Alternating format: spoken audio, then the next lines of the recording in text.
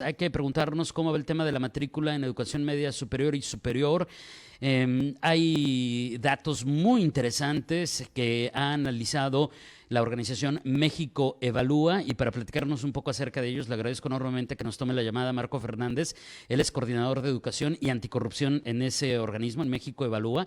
Es investigador, profesor investigador de la Escuela de Gobierno y Transformación Pública del Tecnológico de Monterrey. Ha sido consultor para el Banco Interamericano de Desarrollo, la OCDE, el Programa de Naciones Unidas para el Desarrollo del Consejo Económico Social de la ONU. Ha sido director de análisis político en la Presidencia de la República, asesor externo en la Secretaría de Educación Pública, asesor en el Congreso y en el Senado.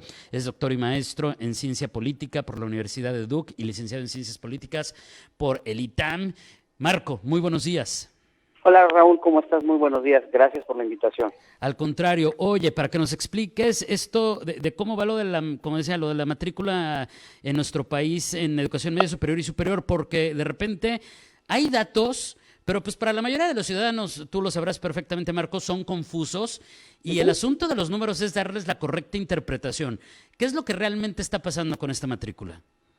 Para quien nos está escuchando, este tema tendría que ser de las mayores preocupaciones en la sociedad. ¿Por qué?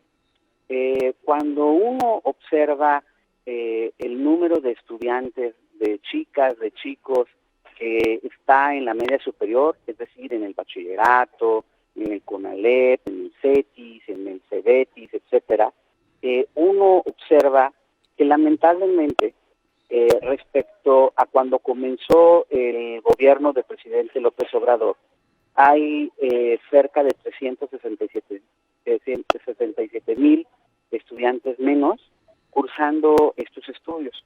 Uno pensaría que es solo producto de la pandemia, en donde muchas chicas y chicos dejaron sus estudios y ya no continuaron en el aula.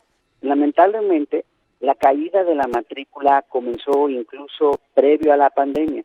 Y como sociedad, el punto de por qué nos debe de importar es que se ha demostrado, y ahí están, por ejemplo, los datos del INEGI que dan cuenta de ello, que estudios truncos se convierten en oportunidades más precarias pues de empleo, de salario, y a su vez eso se traduce en que estas personas que no terminaron sus estudios, cuando crecen y tienen a su vez sus propias familias, el tipo de oportunidades que le puede dar a sus futuras hijas e hijos es menor, pues porque justo no tuvieron la preparación adecuada para gozar de un mejor empleo y a su vez poder brindar mejores oportunidades a sus hijas y sus hijos.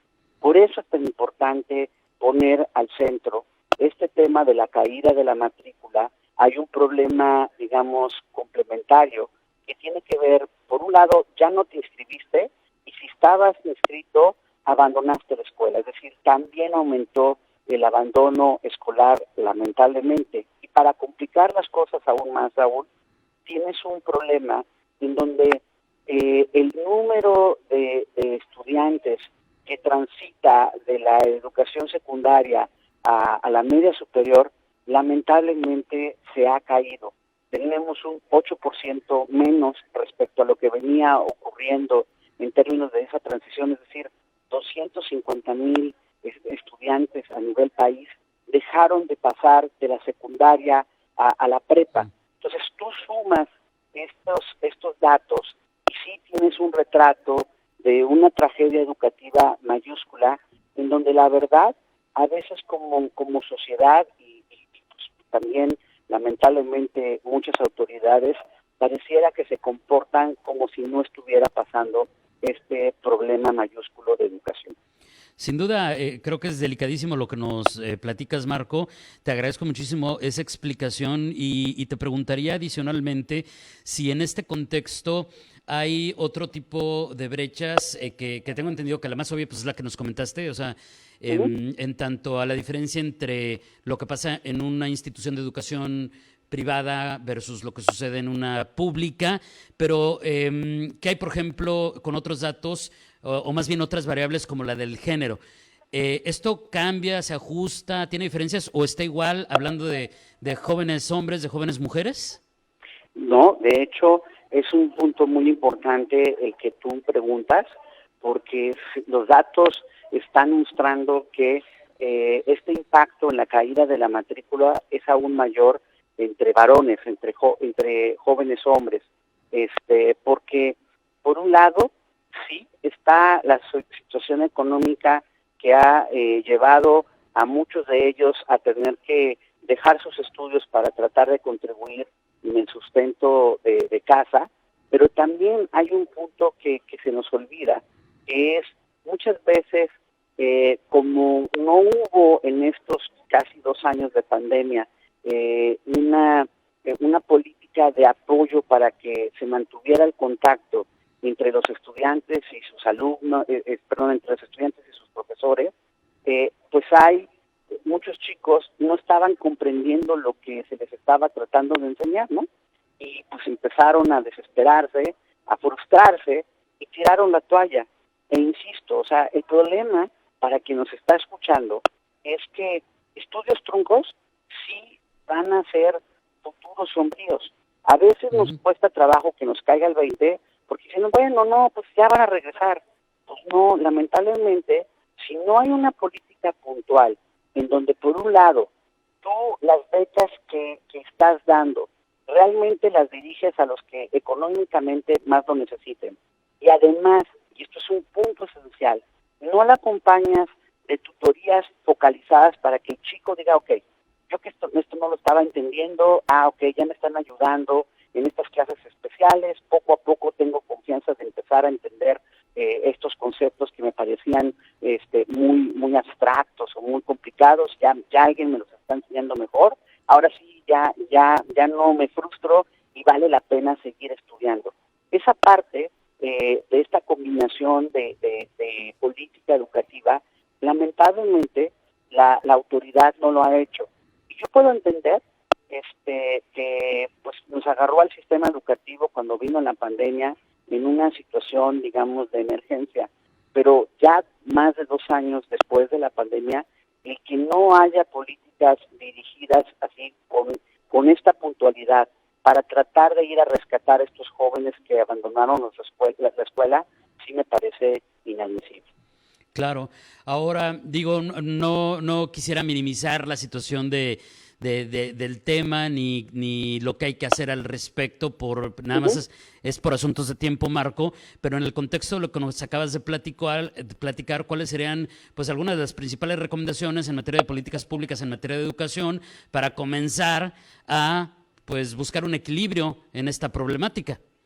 Pues mira, si yo fuera secretario de Educación en Baja California, ya me quedó claro, más allá de decir del mismo no partido político, la autoridad federal, lo que necesito, porque no está llegando de la federación, es yo asumir la responsabilidad en términos de autoridad educativa, trabajar con los directores de los distintos subsistemas de la media superior en el estado, para decir, ok, ¿cuáles son estos chicos que ya no se matricularon, que ya no regresaron a la escuela?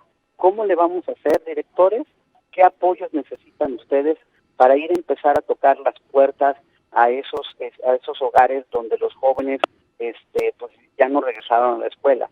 ¿Cómo le hacemos para crear estos programas puntuales de tutoría que empiecen a rescatar a un pedazo? No vamos a poder rescatar todos, pero a empezar a ir abriendo la puerta para el regreso a clases. Eso sé que también requiere recursos, es decir, bueno, tenemos recursos escasos. ¿Cómo hacemos para que los que tenemos poquitos recursos los podamos canalizar? Oigan, a ver, ¿cómo hablo con el sector privado que requiere justo eventualmente de estos jóvenes mejor preparados para que les vaya mejor en estas industrias? Ok, oigan, pues a ver, échenme la mano con recursos para que podamos tener estas jornadas ampliadas e ir recuperando a los chicos en términos de sus estudios. O sea, creo que es momento de estar dejando la inercia o el estar esperando que venga la solución desde la federación. No va a pasar. Entonces, aquí es donde sí, como ciudadanos, en el mejor sentido de la palabra, hay que pedirle a la autoridad educativa del Estado, decir, oigan, pues a ver, traemos este problemón, ¿cómo nos ponemos de acuerdo? Necesitamos su liderazgo de las acciones realmente seguidas con base en la evidencia para que podamos dar oportunidades educativas a estos jóvenes que abandonaron sus estudios. O sea que, si lo estoy entendiendo bien, Marco, tenemos que pensar en estrategias y soluciones a corto, a mediano, pero sobre todo a largo plazo. Esto es algo que tendremos que trabajar mucho y que pues finalmente no va a ser tarea fácil. Y que estas políticas, Raúl, o sea, sí tienen que ser focalizadas aprovechando la experiencia de los estados. No es que va a venir una solución que va a ser la misma, pongan ustedes, para el Estado de México que para el Estado de Baja California. Y es por eso que es importante, insisto, que las autoridades educativas de cada entidad, pues de la mano de realmente ejercer el liderazgo con los directores de los subsistemas y a su vez con los directores de los planteles para decir, ok, a ver, tenemos aquí el mapa, por ejemplo, de Baja California.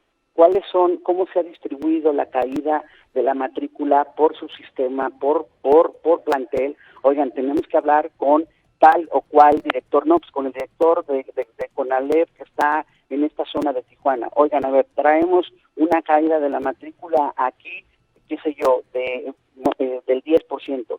¿Qué estás haciendo, director, o qué necesitas para poder ir a tratar de rescatar a los jóvenes que ya no regresaron ahora que poco a poco se han reabierto las clases? Ese tipo de acciones es realmente lo que se requiere. No podemos estar como actuando, como pretendiendo que no ha pasado nada. Esa es la tragedia del país. No podemos pretender, ya estamos reabriendo las escuelas y ya estamos como si nada hubiera pasado, porque eso es engañarse y no entender el costo que ahí sí, no solo en el corto, sino como dices tú, mediano y largo plazo, va a tener para toda la sociedad, comenzando por estos jóvenes que van a tener menos oportunidades y a su vez van a poder dar mucho menos oportunidades o oportunidades más precarias a sus futuras familias. Claro.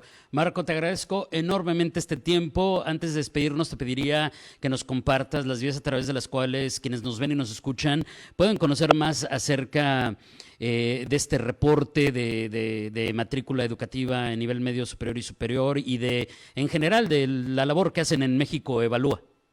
Claro que sí, miren, el reporte está tanto en la página de México Evalúa, www.mexicoevalua.org, como en la página de la Iniciativa de Educación del TEC de Monterrey, que fue el equipo junto con México Evalúa que hicimos este estudio. Esa página es www.iecc.org,